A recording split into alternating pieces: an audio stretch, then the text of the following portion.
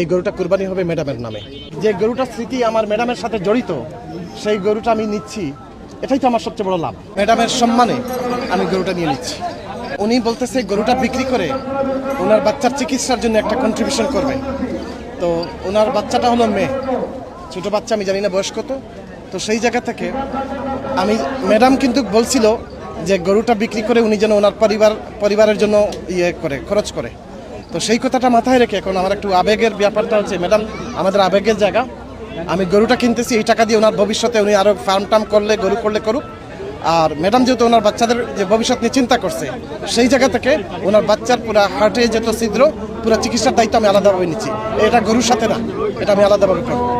গরু কত টাকা দিয়ে কিনবেন? দেখুন, উনি চাচ্ছেন 22 লক্ষ টাকা। আমি উনি আমাকে বলতেছেন আপনি নিয়ে নেন। ওনার দাম হয়েছে পর্যন্ত 18 লক্ষ টাকা। তো আপাতত আমি 20-এর মধ্যেই থাকবো। আর এটাই বলতে পারি। 20 লাখ টাকা দিয়ে আপনি গরু কিনে নিয়েছেন। পরবর্তীতে গরু আসলে কোথায় নিয়ে যাবেন? এই গরুটা যাবে সিলেটে।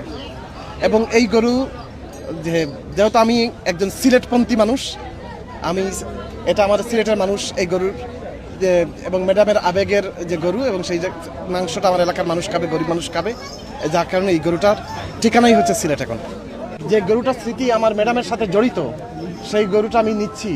এটাই তো আমার সবচেয়ে বড় লাভ, যে আমি ম্যাডামের স্মৃতিকে আমি লালন করতেছি।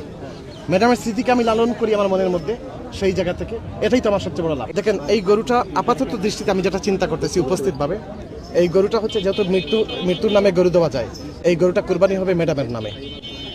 আমার বাবা মা নাই, আমার বাবা মার নাম থাকবে, এবং শহীদ রাষ্ট্রপতি জিয়াউর রহমান উনিও নাই, ওনার নাম থাকবে। আরাফাত রহমান কুকু সাহেব উনিও নাই, ওনার নাম থাকবে। সো এই নামগুলো মোটামুটি কনফার্ম, আমার বাবা মা এবং ওনারা।